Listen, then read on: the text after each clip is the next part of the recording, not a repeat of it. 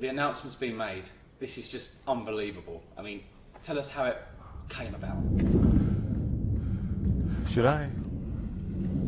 Yeah, so basically, I had two people in mind to manage me. I can't manage myself, so first option was my buddy Tony. Tony told me he can't do it. And then the fight, AJ's fighting Perverkin, I saw David. And I was like, you know what, yeah. The next day, I think I called you, didn't I? Yeah, and I was like, you said something at the time. Yeah. I was like, let's have lunch. And then we had lunch, and then I spoke to him. He played hard to get a little bit, you know. He goes, let me think about it. But he was already hooked. And then after he goes, listen, I'm in. Let's do it. That's incredible. I mean, you know, we all remember the rivalry between you two when you were both fighting. I mean, what was your reaction, David, when Dereck said that to you? Going back, you know, a little while, I thought Dereck Chisora was washed up. I thought going into the Carlos Takam fight that was the worst possible fight for him. As you know, you look at the fights that Takam had been in and won. In fact, that you know he put up such a valiant effort against Anthony Joshua, wasn't hurt, didn't get knocked down. And then obviously Dereck's not so impressive performance out in Monaco. Yeah.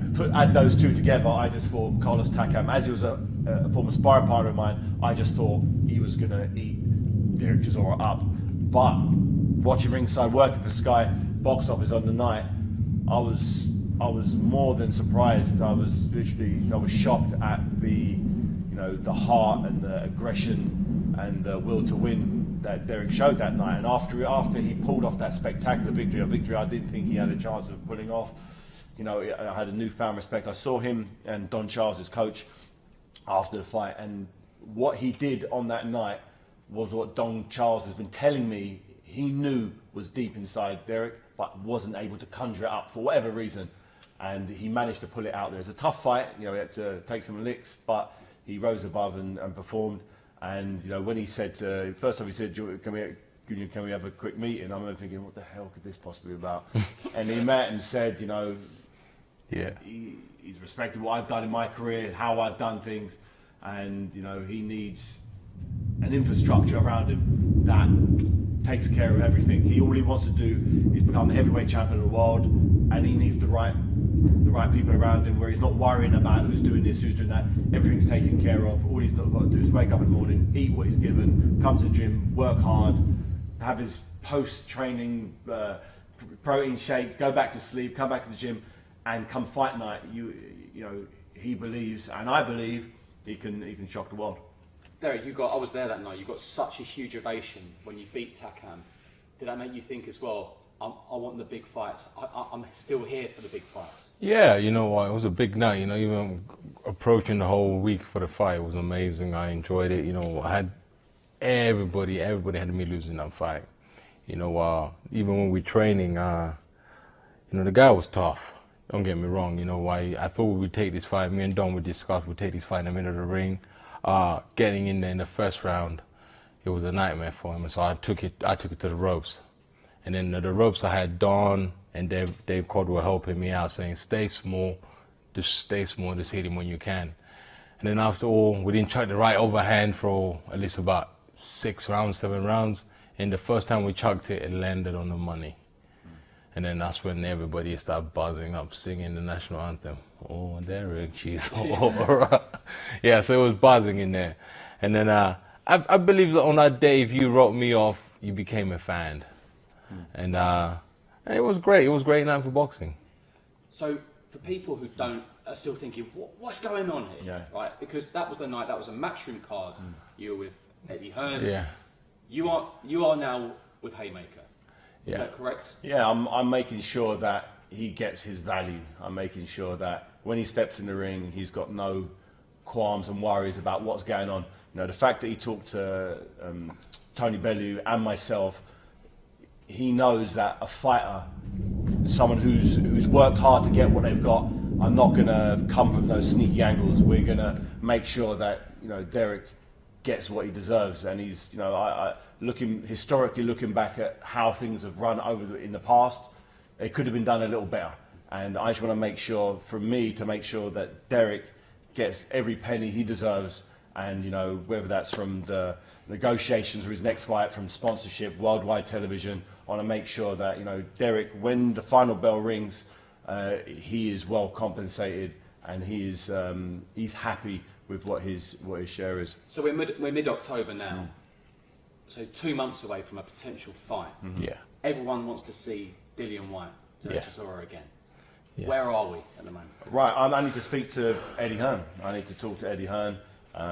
We've worked on my last 2 fights were sort of co-promotions with Matchroom. You know, the fights did great numbers. We sold out, you know, the O2 Arena, which hopefully, you know, we could do again. We did great numbers on pay-per-view. So this is hopefully be a similar situation. And Dereck Chisora can, you know, shock the world once again. And, you know, he'll be there knocking on the door for a world title shot. If it does happen, it's a huge fight, isn't it, between you and Dillian Whyte? Yes, it's a massive fight. Is it one where you feel in yourself, I must have that fight again, because there was nothing in it in the first fight? You see, it's like this. If you'd have knocked me out in the first round, in the first fight, it won't be talking about this. But the first fight, it was all over in the air, and they gave it to him. Some people say, I won it. They say he won it. It should be in a draw. So now it's about us getting it right. You know, so it's going to be a big fight. If it's going to happen, it's happening. It's going to be a big fight, 22nd of December. Now, we have to go out and knock him out.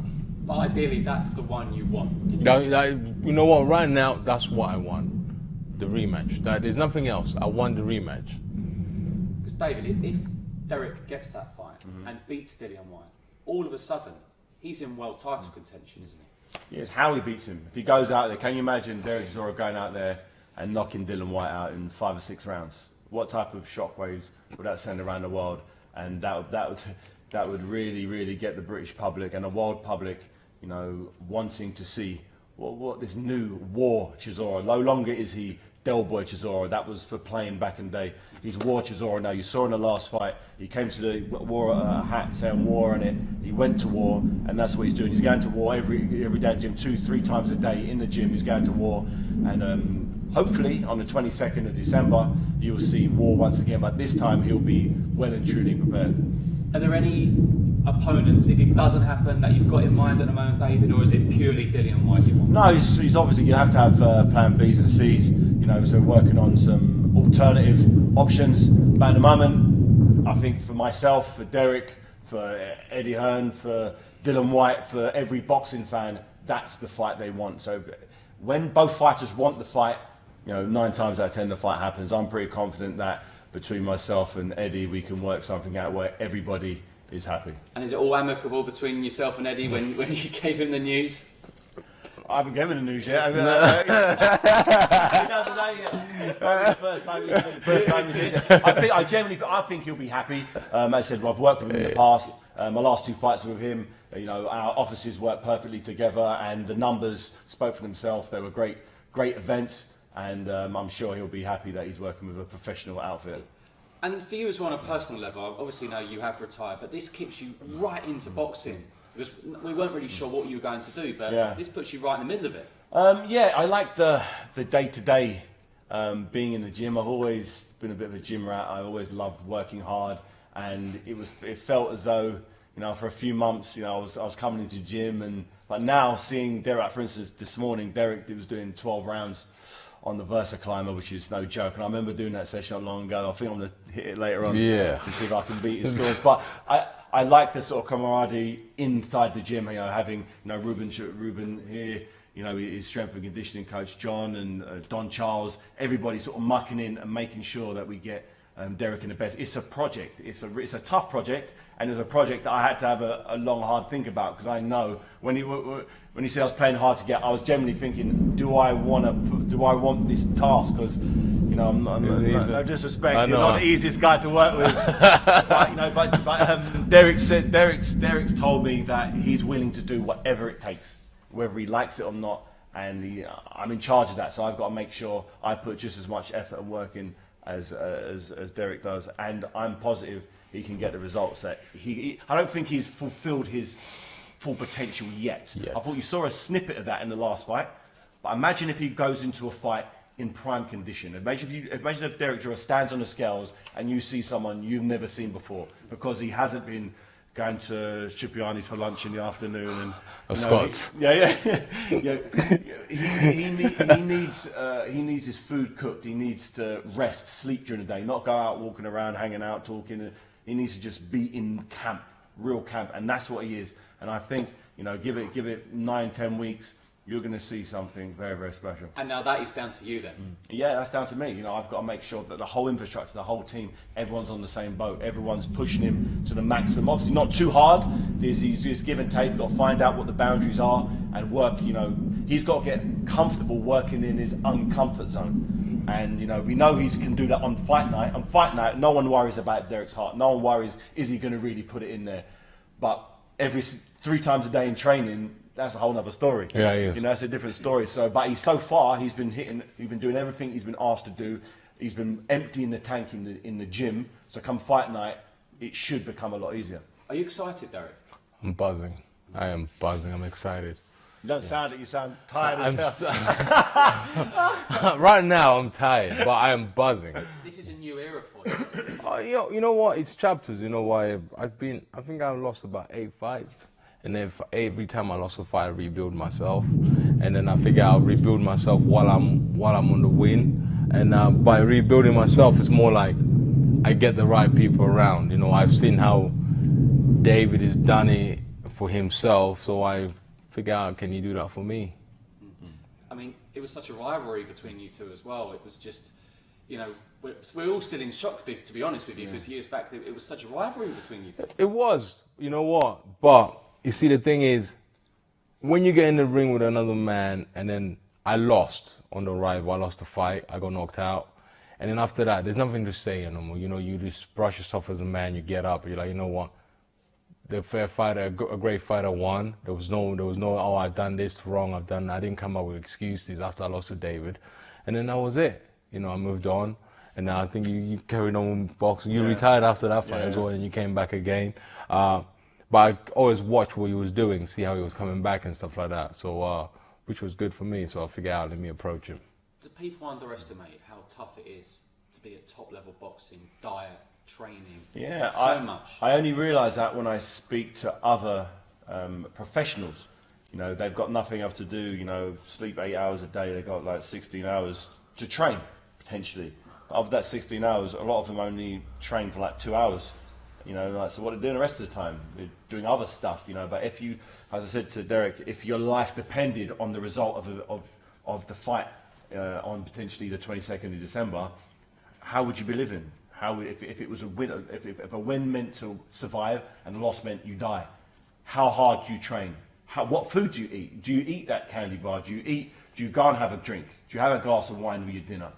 No, you don't. So every decision you make, everything you do on a daily basis is for a win or a loss. And I believe he understands that now, and his nutrition, his sleep patterns, everything seemed to come in line.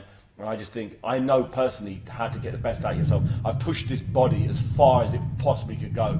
I'm not a real heavyweight, but I've managed to get good world-class heavyweight results over the years just because I lived the life.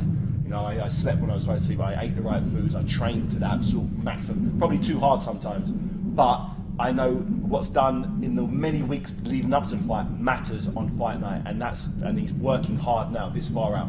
When you came to the heavyweight division, you personally, it was the Klitschko's, and sometimes for us it could be a little bit boring. Yeah. It was exciting when you came into it. Yeah. For Dereck now, it is a great division. It's so exciting. The's just so many big names. It's the best, one of the best times ever in the heavyweight division. The best time ever, yeah. You got Anthony Joshua flying the flag high. He's fought Alexander Povetkin, who was a great fighter, took him out, unified against Joseph Parker. Then, on the other side of the pond, you've got Tyson Fury making a big comeback against Deontay Wilder.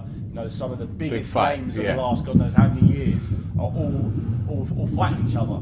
So if there's ever a time for Dereck to get it right, to get his body to do what we all know it can do, this is the time to do it. And there's no better time to be, knocking on the door for world titles than right now. Yeah, talking about that as well, and like getting with the right people as well.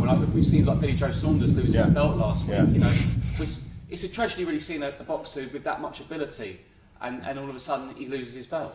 Yes, it's a shame. I'm not sure of the exact details. Has he been stripped now officially? Yeah, it looks like it. Yeah, so you have different countries with different regulations. If the same infringement was, it wasn't even infringement in England. You know, what he did was legal in England, but it was illegal in Canada or wherever it was. Yeah. And it's just hard luck. It's just one of those things. I've seen it happen to many athletes over the years, but you know, it's a shame. But you know, that's life. And we'd be keeping an eye on Wilder v Fury as well. I mean, it's unbelievable that this is happening. So it's a big fight, you know. Tyson, you know, after all what happened to him, he win the world title. You know, they string him out for about 2 years, and then by the time he wants to fight, his mind is not in the fight game anymore. So for Tyson Fury, this is a big statement, you know, for the Gypsy King.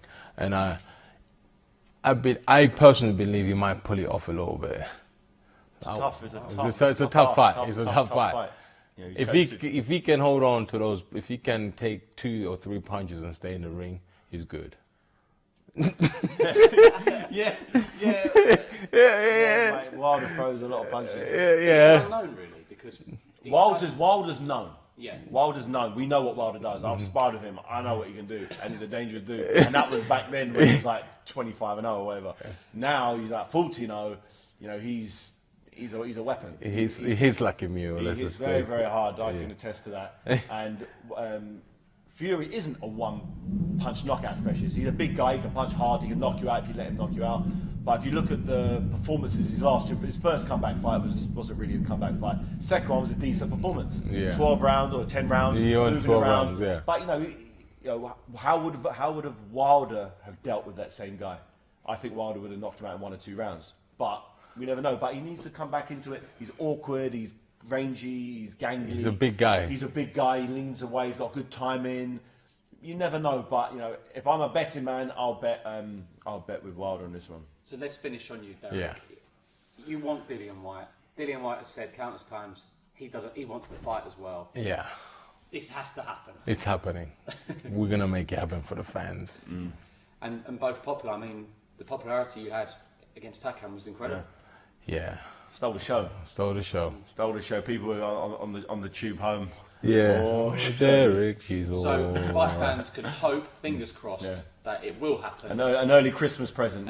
For me, I want to give everyone an early Christmas present. Derek does, I'm sure. Eddie does. Sky Box Office do. So let's hope we can make it happen. And is that a real grudge match between you and Dillian? Because you seem to you are in the same places a lot. You do seem to talk a little. No, we're not in the same place. No, we're not. Don't get it right. In press conferences. Only if there's a boxing venue happening, but other than that, we're not in the same places. Listen, there's a bit of a grudge there. Yeah. You know, do I hate the man? No, I don't hate him. I just want to have a fair fight, so winner takes it all. That's what I want. You know. That's more. And if it comes off, we'll say when it comes off, you're very confident of a victory. Knock him out.